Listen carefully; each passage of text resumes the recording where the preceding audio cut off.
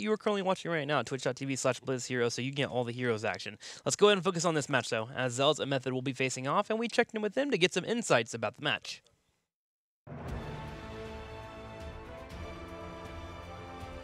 I think Method might be straight up, like, power level wise, rank 2 right now, because I think Method has an easier time adapting to their changes, as they have been a team together before, and they're really excited to play with each other again. They're really scary and they're a force to be reckoned with, and there's always the factor of ADRD's drafting. You never know what to expect. And there's also Bad Benny being back on tank, and I think he's like way better at tank than he was at melee assassin. So obviously we're going in as the underdog in the matchup versus Method, and even if we don't win, we just have to work on improving throughout the remainder of the season and make sure we become a stronger team for the next phase, since things haven't really gone our way so far.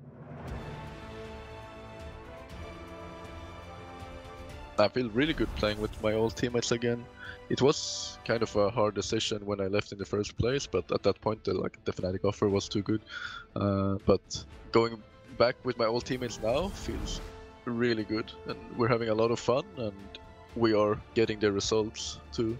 I don't think anyone expected Zealots to do as poorly as they've done so far, but I think they have pretty decent players and they all have potential, and I know from having played with Quack that he can do a really good job shot calling wise. So I think they just need some time to mesh together, and then they can contend the LAN positions, I think. So I expect us to win our series versus the Zealots. I would say we have a big advantage going into it, and that we will take the series.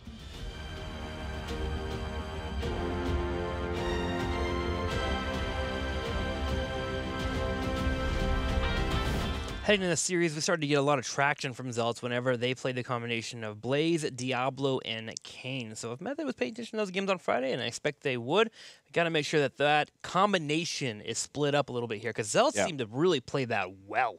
And what we heard from Benny, I think, is absolutely true. If you have a shot caller that comes in with a different plan like Quacknix, you need some time to really play together. And Quacknix himself in the interview echoed that too. He said, this didn't go as planned for us. We have a lot of work to do. We need to just make sure that everyone knows what his job is in any given situation when we are in the game itself, so that we are a little bit smoother in the way that we execute plays. And we're going to need the rest of this phase, of phase 2 part 1 at least, to get that done. Because for them, really, the important games are going to come before the Crucible when we're heading into part 2. So everything that you can take away from these series right now is going to be a huge step forward towards that goal. So they, at this point, more or less accepted that this is going to be rough in part 1. And they said, okay, even if we lose the games, as long as we learn, as long as we improve here, it's fine, because the most important wins are going to be in part 2. But of course, every single map they can take now already, it would be a huge step for them. Well, let's go ahead and game number 1 in this best of 5 series and see if they can take those steps towards earning victories, whether it's now or later on. Curtis Tolo will be the battleground. Zealots with the pick. First pick going over to Method. For bans, we will not be checking out Vizcaya Foundry, so no robots today, as Braxis Holdout also gets banned. Yeah, so Braxis and Vizcaya banned out. Cursed Hollow taken. Zealots have already taken the map twice. They lost 3 times here. And again, you have to remember, Zealots is currently sitting at 5 map wins and 12 map losses. So they had it pretty rough going.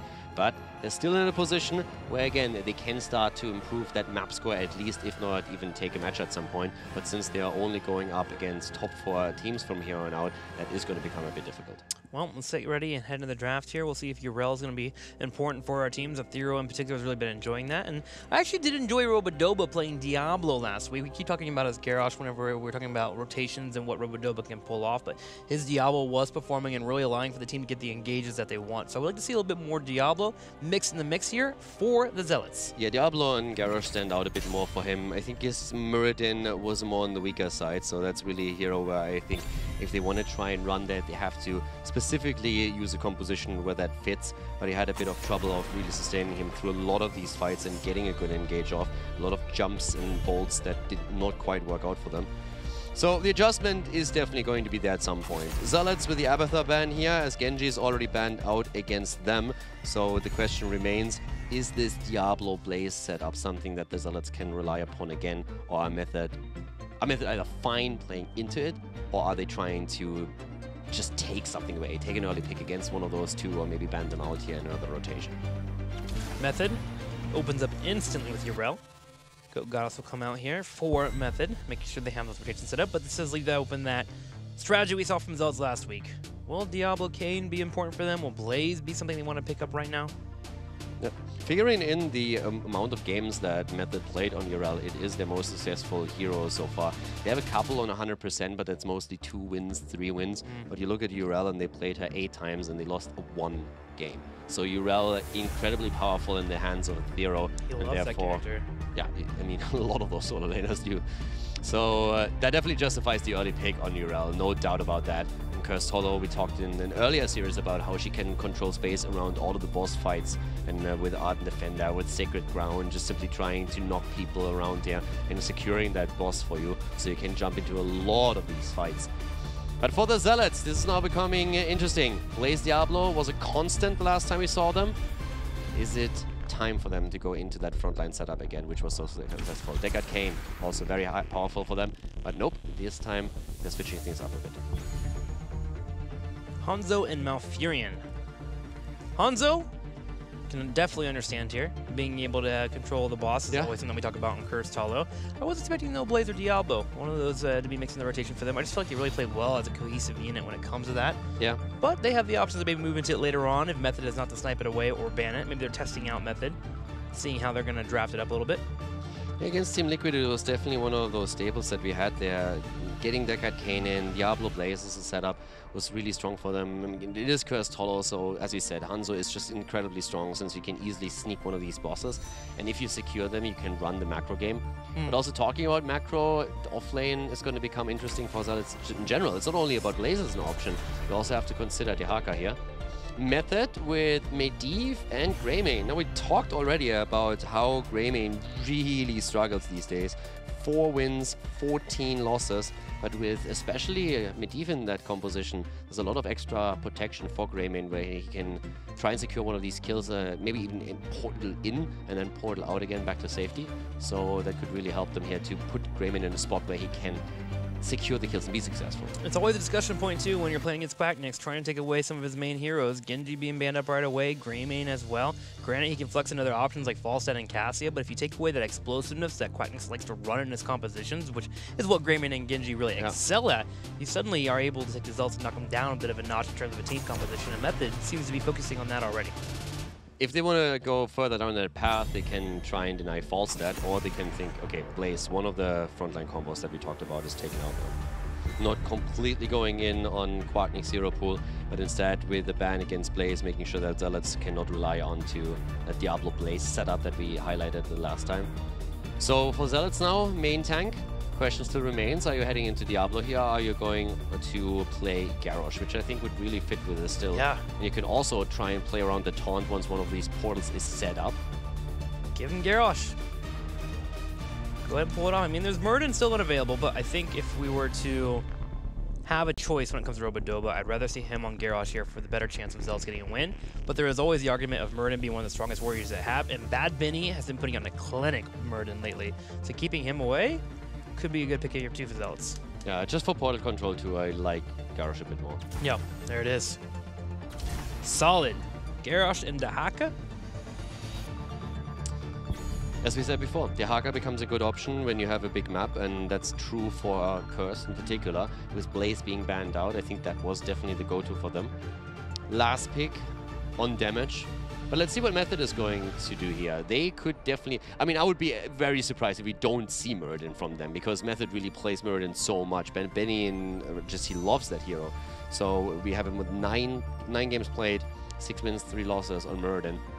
I would put my shoes back on if they don't pick Murden. I would really appreciate that, because it gets a little bit smelly. No, it does not. Don't throw that out there. Come on. Dude, I'm breathing through my mouth. No, don't even. You tell me to. My socks are clean. These are clean socks, Dud. No, come on, man. They came fresh out of the dryer. Don't even. Are they inside out? No, they're not inside out. Are they? They might be. I don't care about that. I think they might be clean, but they smell. Shut up. I hate you. I'm actually not really criticizing your socks. I'm criticizing your feet. I told you last time already. Shower on the weekends. Dude. Wow, I put my socks. These are going back on. Damn. Yeah, put those shoes on. No bueno. Shut up. So not true. Please tell them that you're joking. I don't want people to think I have smelly feet. Okay, please tell them that it's okay. This isn't funny. It's okay, guys. His feet don't smell. My feet are fine. God. I'm okay with being teased, but come on, man. You can't go for my feet. You can't. Sure, Tim. They're fine. That's a rule, okay? That's a safe word. No feet are allowed. I didn't know that you have a feet fetish. I'm not judging. It's okay, Tim. I'm not talking anymore. You can tell me things. So Diablo over Muradin and Rhaegar for the heals. I guess there is always a precedent of Medivh and Diablo being together, right? Like, we used to have this combination in the past a lot. Being able to have a Diablo go in and have that protection so he can't possibly be blown up if he is to get picked off. Especially against a Garrosh. You have that protection, so you're good to go there. Quit smiling. You're so proud of yourself. Here's Falstad. I'm not proud of myself. This is... Again, this is the ban vote that we could have seen for Method if they really would have gone in onto the hero pool of Quacknix. That's like the go-to for Quack on a lot of the maps going into Falstad. Now, we have seen lately a lot of these Hanzo, Phoenix, Hanzo, Liming setups, where you have then Liming played by Quacknix as well. But those are basically the 4 heroes that he mainly plays. Sometimes you see Junkrat coming in, but that's a bit more rare. But his go-to heroes are definitely the 4 that we mentioned earlier. So there was a chance that maybe Falstad gets targeted in the second ban. They decided in favor of Blaze because of how strong that Blaze Diablo setup was for Zealots in the previous series against Team Liquid. Still a solid draft here. Yeah, looking pretty strong actually for both of our teams. Double global again, and yeah. This is actually kind of funny to me because we criticized Fnatic's double global on Sky Temple 2 weeks ago when they didn't really get a lot of value out of it. Now we're having it in the hands of a team where Quacknix shot calls, and his macro rotations are usually incredibly strong. So if the team is really on the same page here, that double global in the mid and late game can become a problem for Method if they play it well. Yeah, and to be fair also, it's Quack on Falstad here compared to Schwimpy, who had a couple of moments of barrel rolling into fights that were a little Akutako. Schwimpy had a rough time that day on Falstad, that's definitely true. Well, let's go to game number 1 here on the left side. Chris playing Hanzo, Zarmany on Dahaka, Shout out Mafurian, Quacknix on Falstad, and Robodoba playing Garrosh. And to the right side of the map, the favorite in the series is Team Method with AD on Medivh, Bad Benny on Diablo, Nick, for once, not on Phoenix, on Greymane this time. Ethereal finds himself on Urel, and Curson is playing Rhaegar. Rhaegar slipping in here and there. Whenever you find a situation that you think you might need a cleanse, Rhaegar still a solid pickup for our teams. Yeah, when you need that cleanse, it's a shoo-in.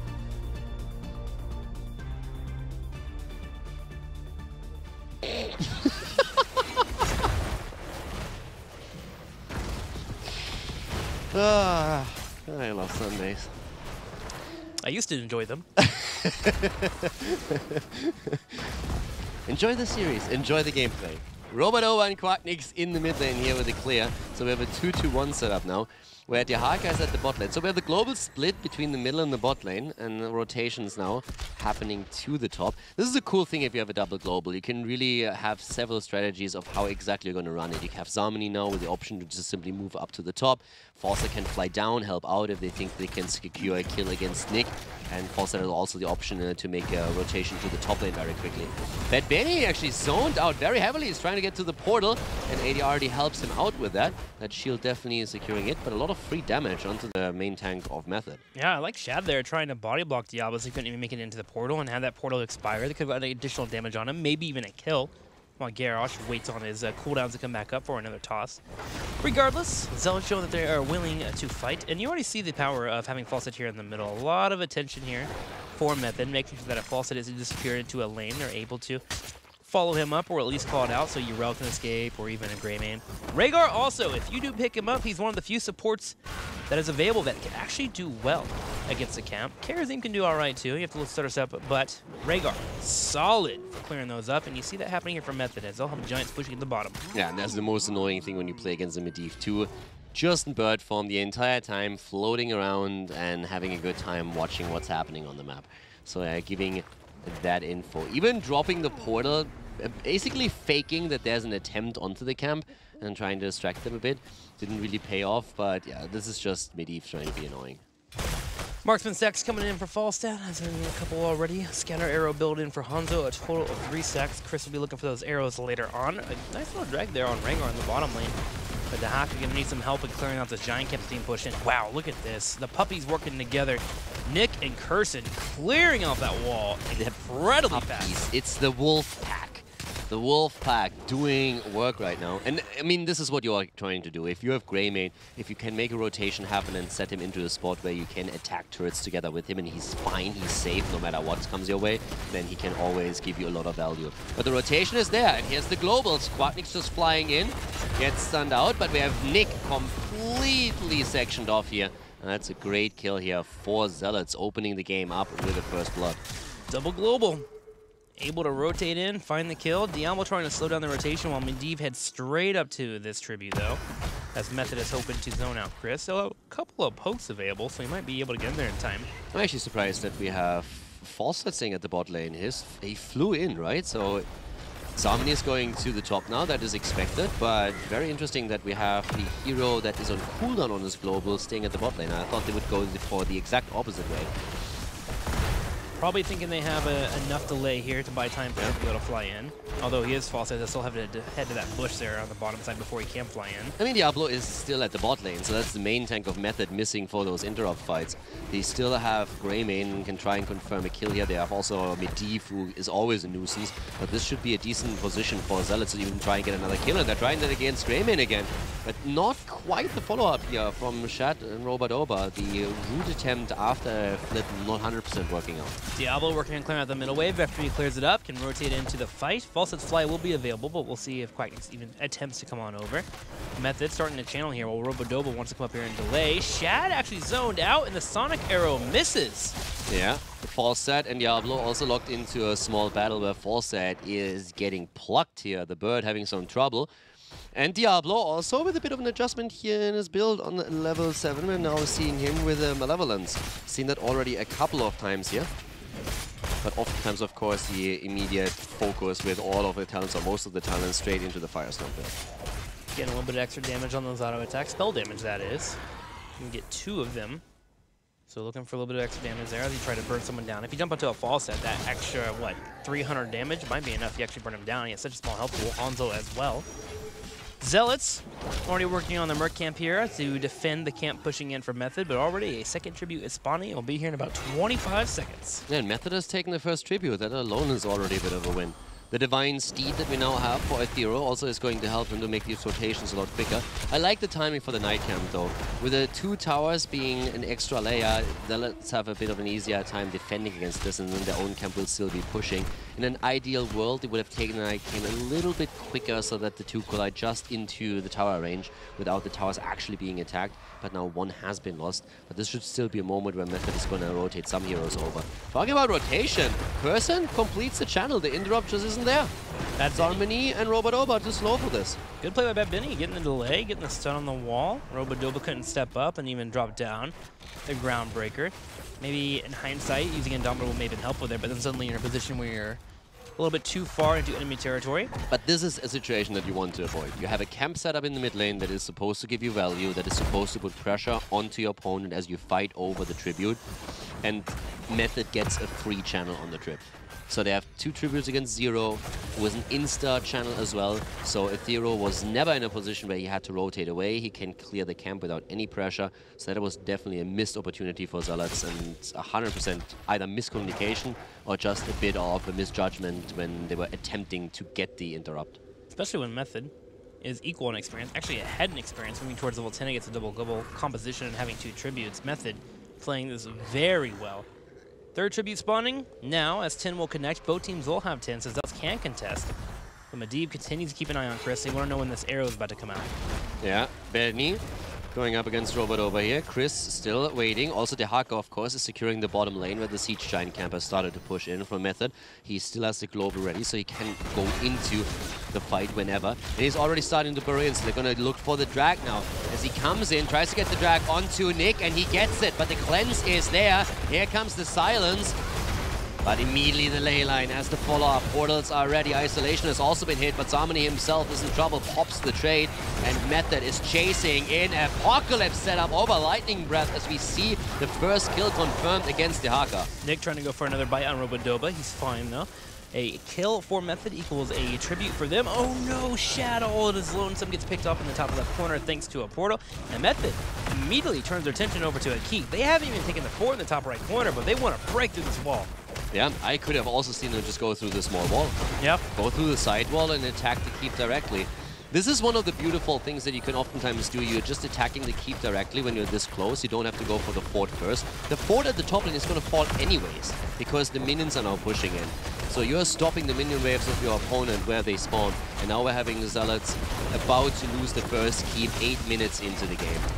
ADRD will provide an exit route in case things aren't going well. Taunt comes out. There goes the keep. Bad Benny buys time on Malfurion and Falstad as he puts some pressure on that bottom right. Ethereal's all by himself. He drops the Ardent Defender, gets a little bit of healing though, and Curse will provide him from the heal. He should be able to start walking out. Oh, the arrow comes in. Will it be enough? Even a force of wall, no portal being up. There goes Ethereal, but the fort in the top is down, the fort in the bottom, the keep is done, and Greymane is about to get third, fourth. I think we call Worth in that situation. I would agree. We have the fort in the mid lane surviving for now, but at the bot lane it has fallen. The turrets in the wall, at the keep wall, are already gone. Method has set themselves so far ahead in this game that it's going to be incredibly difficult for Zealots to make any kind of turnaround attempt here. They really have to make it work throughout their double global and play the long game, and it's going to be tough. They go for a boss play by themselves because they already realize what Method's doing. For me, this is just... I'm actually curious how much value Method is going to get out of that top boss, because they have... Can you go for core? I don't really think so. It's a 9-minute boss. You have Greymane, you have Rhaegar, not Bloodlust though. Still don't think that you can core with a 9-minute boss here. I would have really liked them to make the play for the bottom boss instead and try to get the second keep. They might still get it here though. Hanzo is down. That rotation apparently just in time. Gust is in, portal being used. They're going to lose this one. Zealots going to lose the second boss here if they don't. They are. They've already lost Hanzo. There goes Greymane. Nick gets a kill. Looking for that second charge here to charge forward. Bad Benny will give him the angle. And gosh, Method are just running over themselves right now. 2 boss plays. Look at the map right now. At 9 minutes and 45 seconds of the game, look at the death cap. 4 people down the top left corner. Only Falstad by himself. Method grouping up already and looking to take a second keep. Yeah, this is an easy keep for them, and they still could potentially go for core here, because now they have 2 bosses marching in.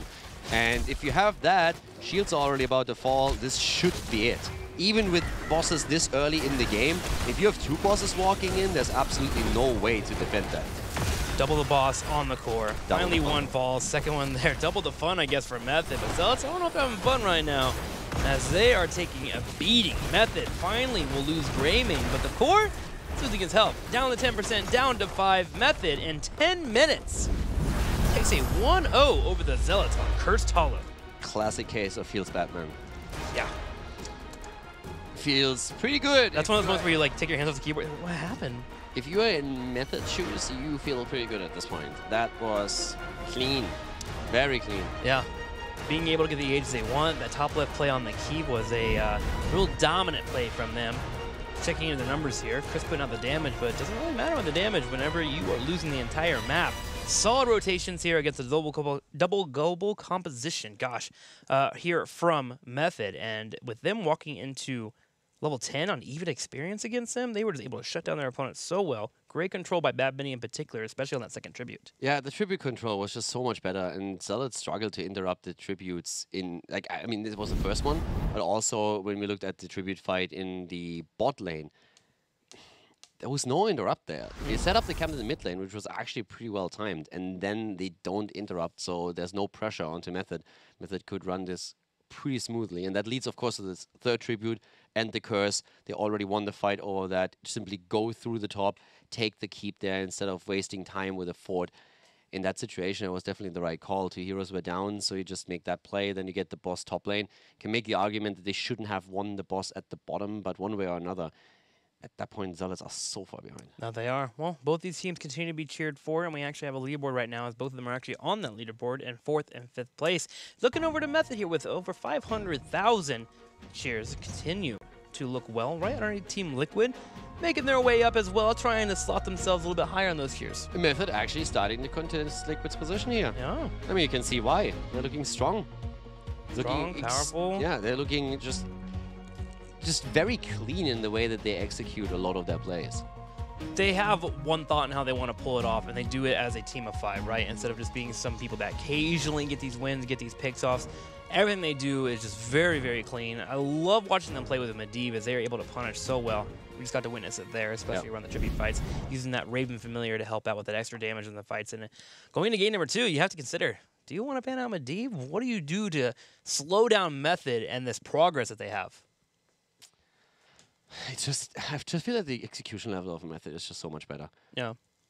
The skill just a little bit too high here. You have tools. It's just the decision making and being on the same page when you try to make a play, and that's where Method is currently miles ahead of Zealots. I don't even know how much you can fault Zealots for a lot of these plays. It's just like the power level of these teams is so incredibly different right now that it's going to be